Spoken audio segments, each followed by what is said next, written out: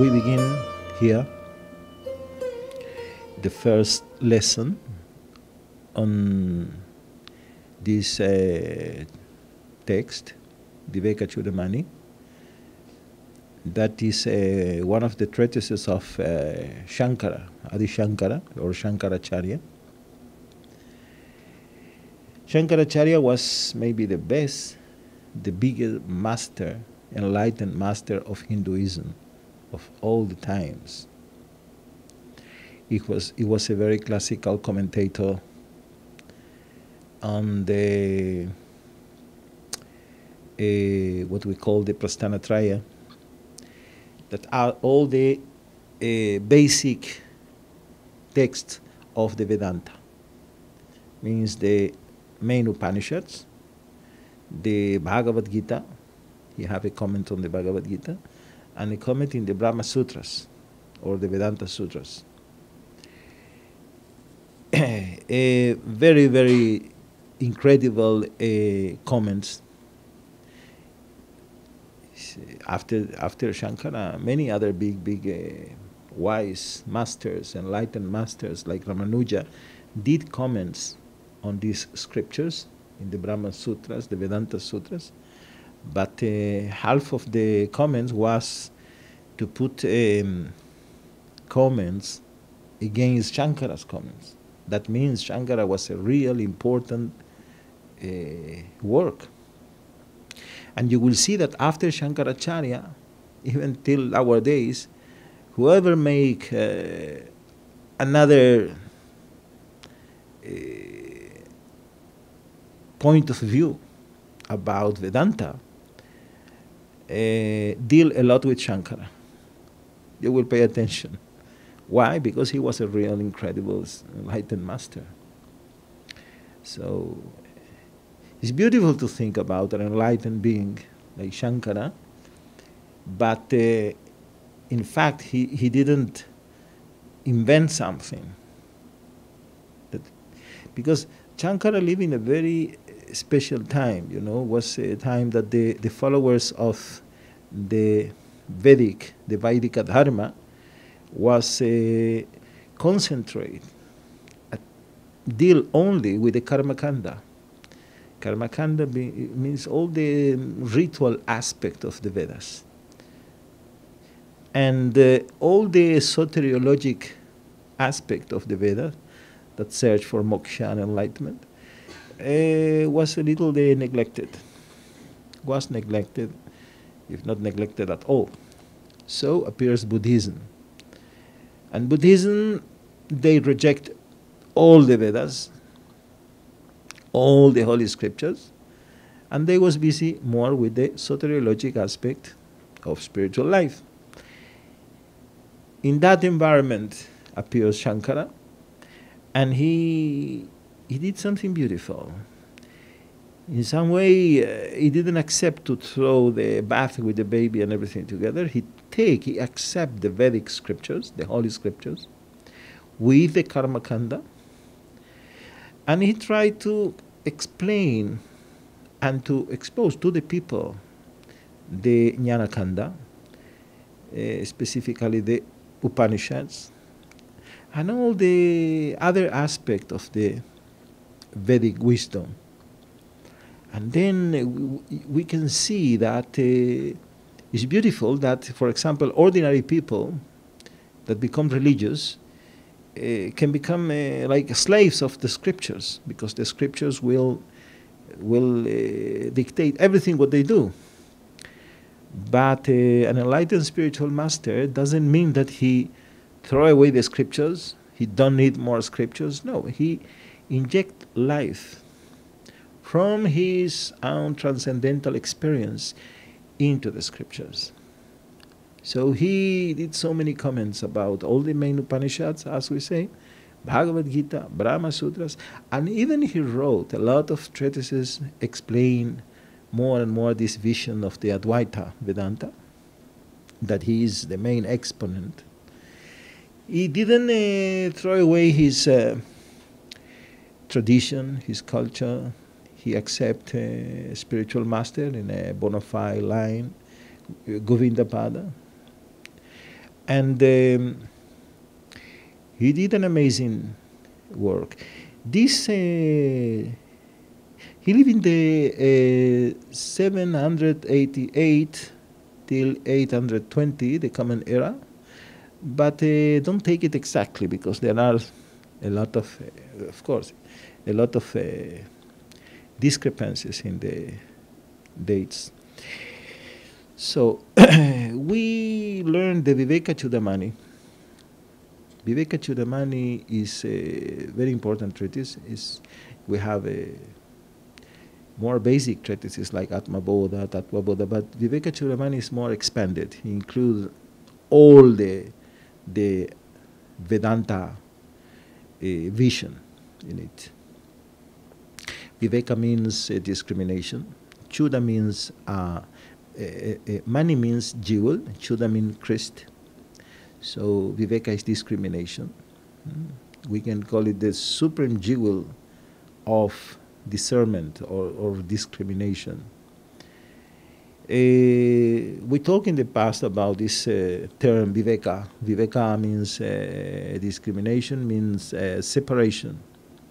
It's the ability to separate between elements when they are mixed together, when they are lumped together. True phenomenons, they become together, they seem to us like one. So the ability to separate between them is Viveka.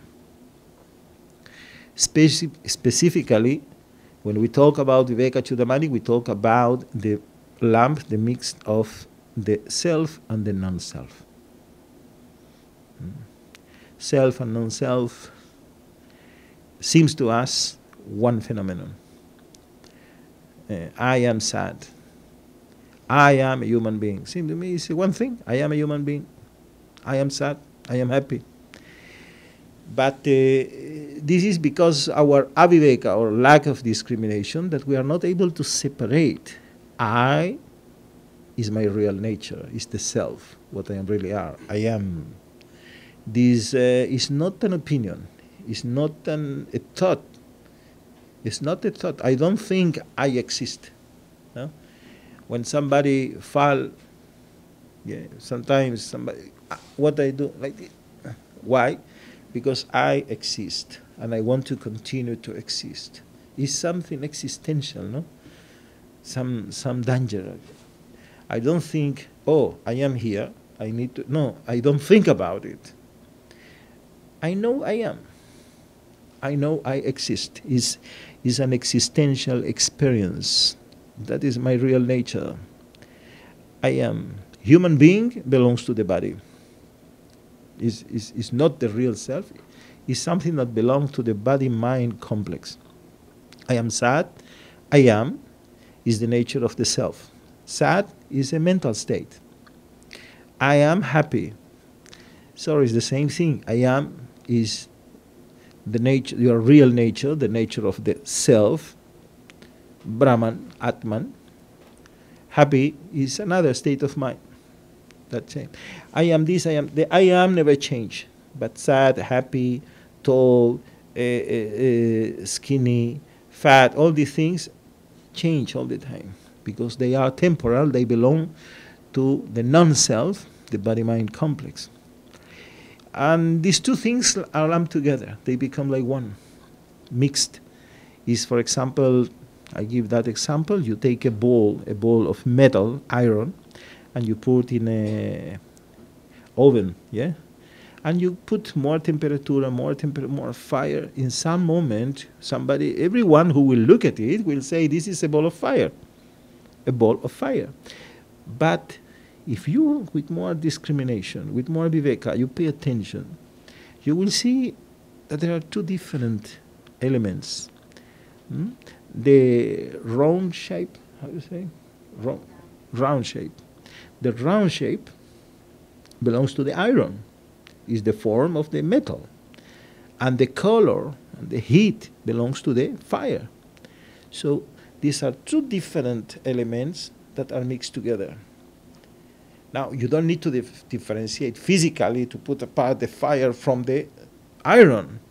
It's enough that you see and you understand. Oh, you realize this is not a ball of fire, it's a ball of metal that acquire the nature of the fire and the fire. These are two things together, two phenomena together. It's not one. In the same way, it's not necessary that you put apart physically the non-self from the self, or the body-mind complex from the self. It's enough that Vedanta reach you to certain realization. To realization, yes, yeah, but this is me and this is not me. This is the self, this is not self. Yeah, you say, I am a father. I am is my real nature, is the nature of the self. Father is related to body-mind complex. Now, we can ask, yeah, but what is the problem? What is the problem? Okay, I have no discrimination. I cannot differentiate what is I and what is a mental state. All these things. When I am attached, where you are is not you. I am is you. Attached is a mental state. Come and go, come and go. So, what is the problem? Look, okay, I cannot discriminate. But why is so important to develop this discrimination? Well, as I am, or my real nature, is unlimited. As we say, Vedanta, like every religion of the world, say that God is omnipresent. God, that supreme reality, ultimate reality, is omnipresent, is everywhere. What means is omnipresent? There is no any place where God is not. No one place. So in some point you can understand that there is no place, even very small, to say I as something different from God. Means even as the Bible say, "En od mi levado." "En od mi levado" means there is nothing else than the divine. So the conclusion of the Vedanta is only God is. It's interesting because Vedanta don't have this question like other spiritual ways that say if there exists a God, there is a God, or there is not a God. There are many gods. No, if the God exists or not. Vedanta say only God is. Only God is. So your real nature is divine because there is no other nature. Your real nature is divine, is unlimited. And these opinions that we have about ourselves, because we are self-conscious, we are not like animals. An animal is not self-conscious. A dog is not conscious that he is a dog. A cat don't know that he is a cat. We are conscious of ourselves. And because we have opinions about everything that we are conscious, when we know a car, we have opinion about the car. When we see a city, we have opinions about the city. When we see a person, we have opinions about the person. Somebody says something, we have opinions about everything. Of course, we are conscious of ourselves, so we have opinions about ourselves. With these opinions, we create an image, as we explained there. Yeah, but we have opinions. And these opinions, no matter what, they are a means of limitation, a tool of limitation. They go and limit us. Any opinion that you have about yourself limit you. Everything. If you say even positive things, of course negative things, but positive things. Even if you say, I am intelligent. If you say I am stupid, of course you are limited. If you say I am ugly, okay, that is a limitation. But even if you say I am beautiful, you are beautiful, but there is always somebody more beautiful than you. So it's limited. And you will be not beautiful in the future, for sure. And in the past, you was not the most beautiful. So it's not unlimited beautiful. Same thing if you say, okay, I am intelligent, I am scholar. Yeah, you're a scholar, but always there is somebody more intelligent than you. And in the future, maybe, will be somebody. You are not omniscient. Or I am rich. You want to be rich. You can be rich, but you don't have all the richness of the universe. So all these opinions, no matter what, they are limitations. And in one way or other, they give you this, what you think that you are, give you an experience of limitation. And if you see, if you look around, if you look at yourself, every human being go with a deep, deep sadness, a deep discomfort, a deep frustration, because we feel limited. We have this opinion about ourselves, this idea about ourselves that we are limited.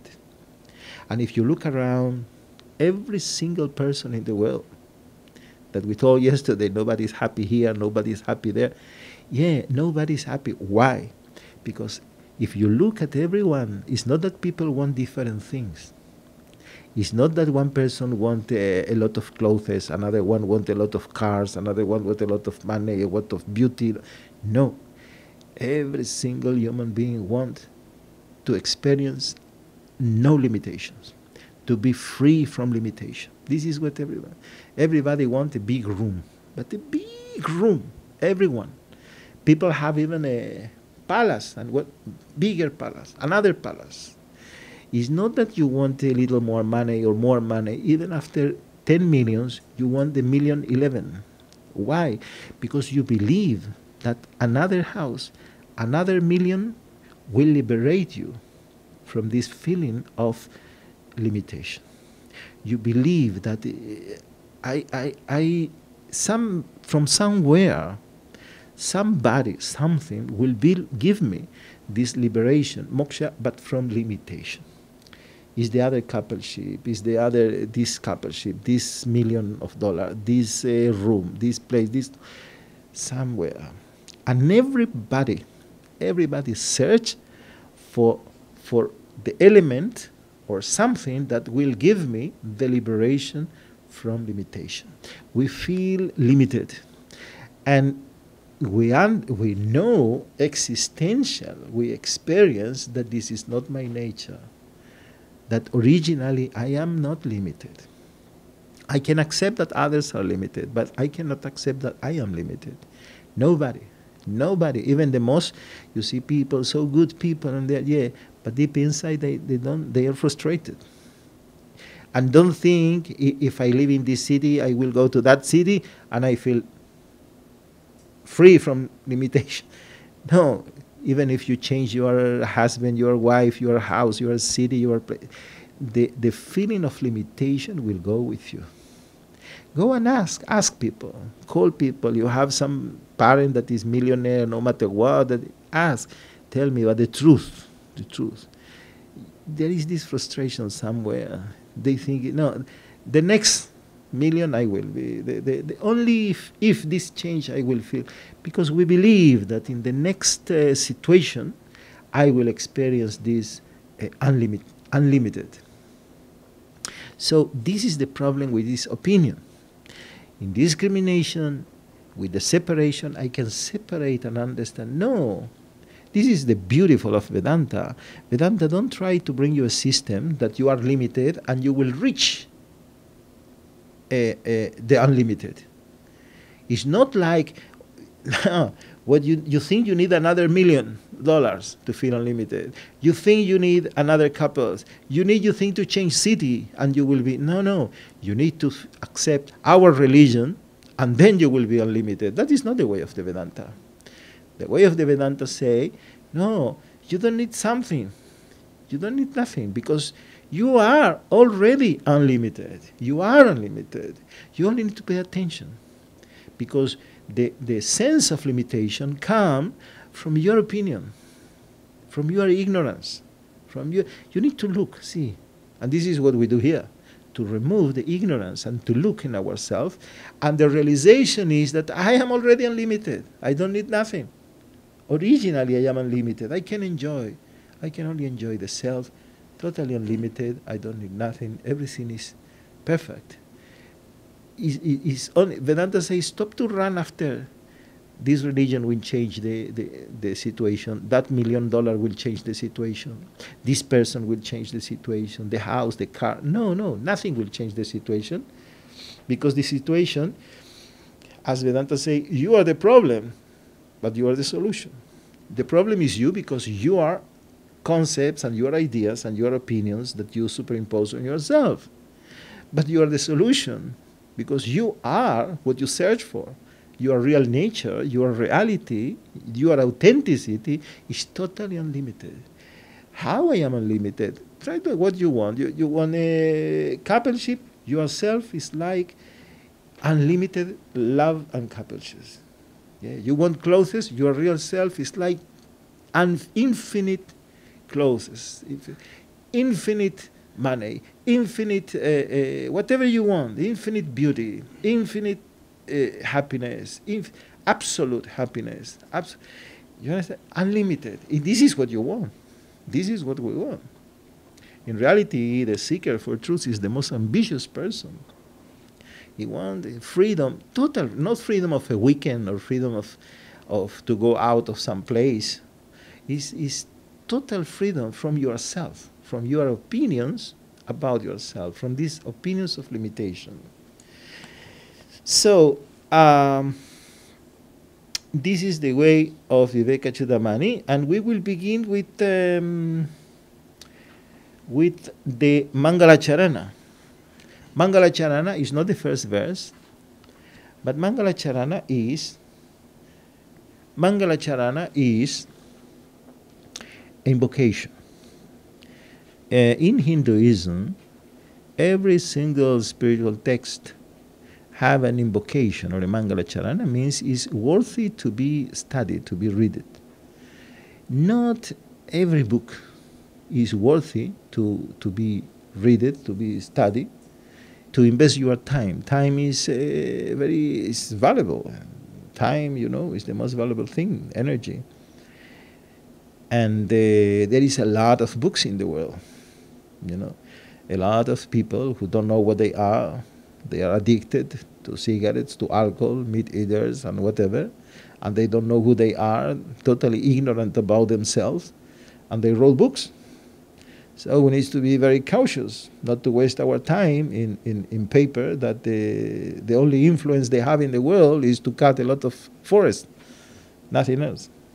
So for that there is a Mangalacharana. In the Mangalacharana we see if this is a person of a high level of consciousness or is another ignorant like me. So both of he write maybe beautiful things, but everything is an invention of his own mind, his own ego, nothing really bona fide. So the Mangalacharana presents the attitude of the writer, of the author. And this is the Mangalacharana of Vivekachudamani. Sarva Vedanta Siddhanta Gocharam Tamagocharam Govindam Paramanandam Sadgurum Pranatosmyaham. Okay? Sarva Vedanta Siddhanta Gocharam Tama Gocharam. Sarva Vedanta Siddhanta is the last conclusion of the Vedanta. As Vedanta is the last conclusion of the Vedas, Sarva Vedanta Siddhanta is the last conclusion, Siddhanta, last portion, last conclusion of the Vedanta. You need to understand the strong sentence. The strong, what this says is very strong. Because if we have the Vedas, the Vedic revelation, that is so central in all the Sanatana Dharma, we talk about the conclusion of all the Vedic revelation. These are the Upanishads. This is the everything is for that conclusion, Jnanakanda. Now with all the Upanishads, what can be the Vedanta Siddhanta, the conclusion of the Vedanta? This is not a logical conclusion. It's not another argument. It's not another book. It's an existential conclusion. Because all the Mangalacharana is around Govinda. Everything is around Govinda. So the conclusion is Govinda. The conclusion is Govinda. So what is Govinda? First of all, say Sarva Vedanta Siddhantam Gocharam. Means Gocharam, go is senses or cows. Charam, Gocharam is what is accessible to the senses, we can know it, but Sarva Vedanta Siddhanta, through the last conclusion of the Vedanta. Govinda is accessible through the last conclusion of the Vedanta. Means the last conclusion of the Vedanta is Govinda. Tamagocharam is not accessible. That means Govinda is not accessible, the Atman, Brahman, through the senses. You know, this is go is cows or senses. Gocharam is these places that are only to grow the cows. You cannot build houses there. You cannot do nothing. These are only for cows. You can bring the cows there to eat. So you can imagine the cows go and look the place. The cows go like senses in this world that is Gocharam. Go after the green grass. Only after the grass, and they don't think about nothing. In the Bhagavata Purana, we know all these beautiful pastimes of Lord Krishna. When we call Lord Krishna, there is called Govindam. He's a cowboy, and he goes with the cows, and the cows go, you can imagine, yeah? But they cannot look at Govinda. Govinda go with them, play the flute, and the cows are busy with the green grass. Same thing in this world. The senses go after the green grass of Gocharam. This world is Gocharam, and they don't look at Govinda, the self that is in the behind them.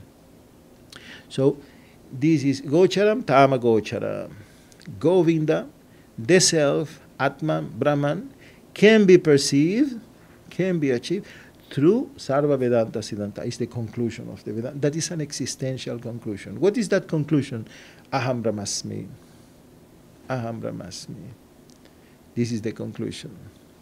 The conclusion of Vedanta, because Vedanta, as we say, is more a doubt than a belief, than a faith. It's a doubt about who you are. Who am I? I really exist or not? And you know, the conclusion is a realization that there is the ocean, there are waves, there are bubbles, but at the end, everything is water. There is only one nature.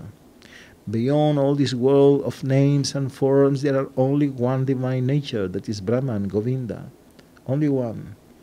So every one of us, essentially, are Brahman. That is the conclusion of the Vedanta, to experience it, and not to know it, to experience it. And then you can really perceive Govinda. What is Govinda? Govindam, Paramananda. What is Govinda? Govindam, go is cows, go is senses, go is speech. Speech. Vindam is that is accessible, that is can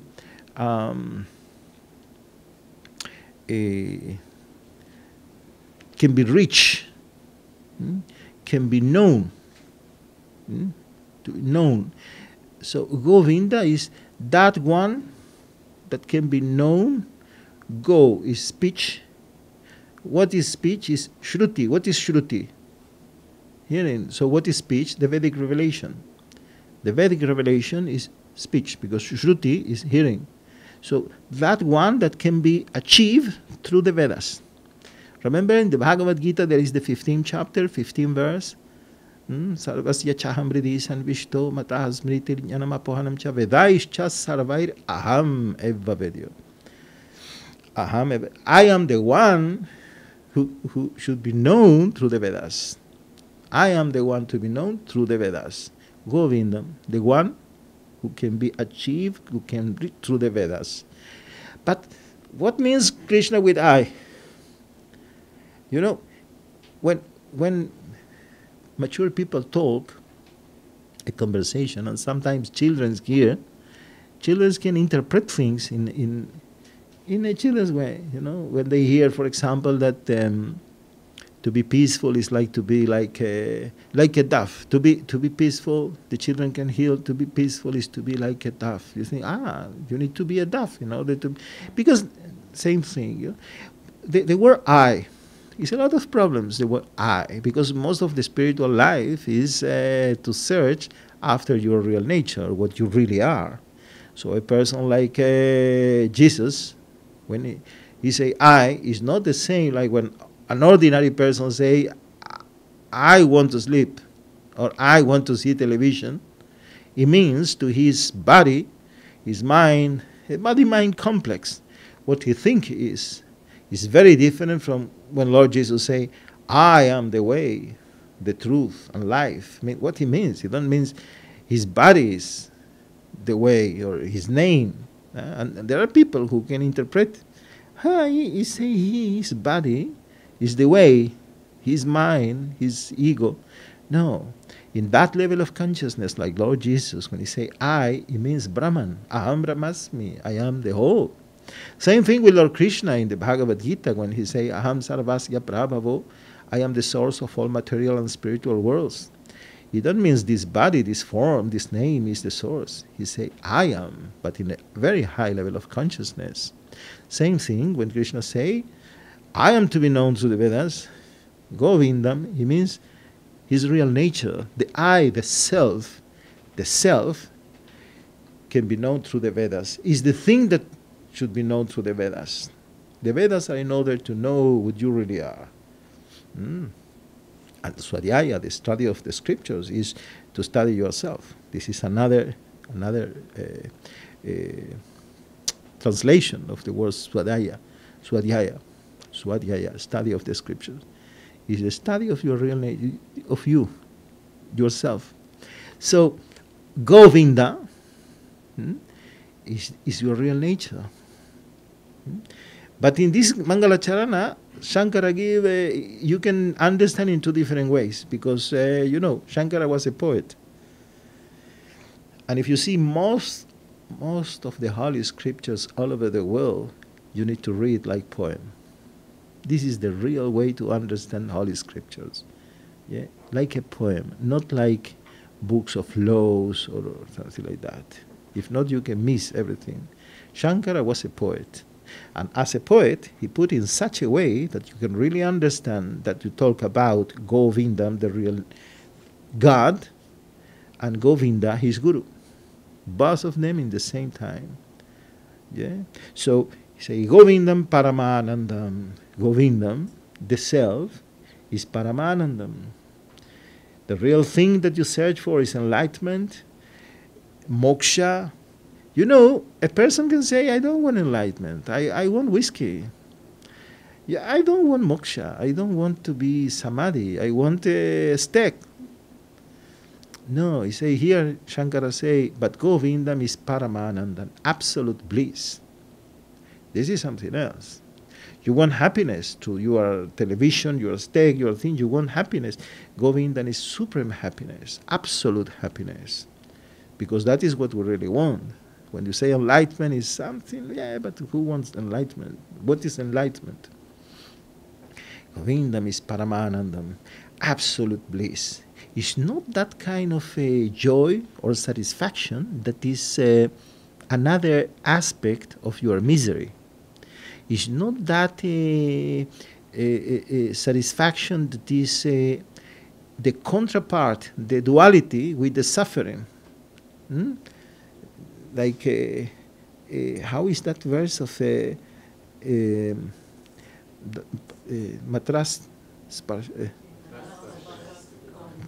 Matras Parshastu Kaunteya, the duality of the happiness and the stress that you need. This is not that kind of happiness, in relative happiness. This is Paramanandam, is Ananda that is absolute, transcendental. with no other side, no suffering, absolute happiness, bliss. Bliss. Many people think they come to spiritual life and they say, okay, you know, I am happy, I am ready to go beyond misery and suffering, but I am not ready to drop the satisfaction of the senses and the joy of the. No, you need to drop everything, all the duality, to reach the real bliss, Paramananda, that is Govinda. It's not that Govinda gave you Paramananda, he is Paramananda. The moment you experience it, is Paramananda. And at the end, you know, Shankara gave us the attitude, the right attitude to learn Vedanta. Sadgurum pranatasmyaham. There is a right attitude to learn, that is to be prostrated in front of the Guru. You need to, this prostration, because the Vedanta is not only a question of study; it's a question of revelation. It's not that if you study more, you will understand more. You need not only that; you need to study, of course, but you need the revelation happens in your heart, and that is a grace. It's a grace from God. Guru Kripa, a grace from Guru, a grace from the Shastras. And for that you need to approach the scriptures with this attitude of being prostrated in front of the Guru. The last verse of the Shvetashvatara Upanishads, we talk about this, the revelation that happens in the heart of the person who have the same faith that he have for his for God to his Guru. So it's a question of revelation.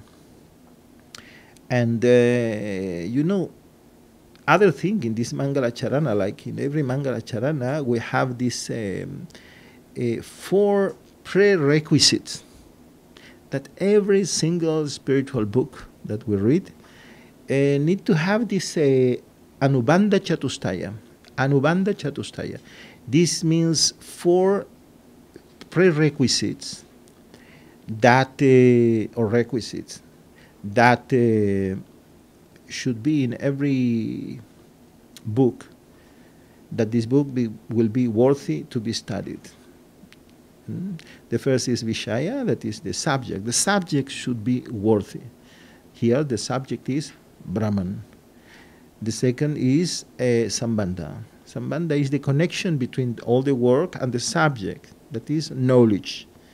The third is Prayojana. Prayojana is what will be the what I will receive, what is the main thing that I will receive from this study, what will be the benefit. Paramanandam, this is the benefit. Supreme bliss, transcendental bliss. And the fourth is sadhaka. Sadhaka means for which kind of disciple is recommended the text. There are, you know, like, for example, when you buy a book, you see in a store, this book is for children between 5 and 7, this book is for children, you know, same thing, sadhaka, what level of sadhakas. And here is, we see this sadgurum pranatosmyaham, for the sadhakas that are able to be prostrate with reverence in front of the Guru. This is the kind of sadhakas that can reach Vedanta and this book. And then we have all the prerequisites, or the requisites that we need in order to come to this book. You know, the interesting thing is that, as I say before, Shankara put, as a big poet, he put in such a way the Mangalacharana that you can understand everything in relation to his Guru. He's so expert poet. For example, Sarva Vedanta Siddhanta Gocharam Tamagocharam. You can understand the Guru not through the senses. You cannot recognize a Guru through your mind, through your thinking, through your eyes, because you don't know who is a master or an enlightened master. What is an enlightened? How enlightened master? You can look and see, oh yeah, this is or is not. It's impossible. But only through Sarva Vedanta Siddhanta, through the the last conclusion of the Vedanta, you are able to recognize Govinda, the spiritual master. Govindam Paramanandam, yeah, my master is Paramanandam, is transcendental. He is not that he is happy from something. Usually when we are happy, you ask what happens that you are so happy. Something added to your life. You had something to yourself, a person, a car, money, clothes, something, and then you are happy of something. But my Guru is Paramananda, he is happiness. He realized in itself, in his real nature, he realized that he is transcendental bliss. So he is bliss. To such a Sadgurum Pranatosmyaham, I remain prostrated. So you can understand the Mangalacharana in two different ways.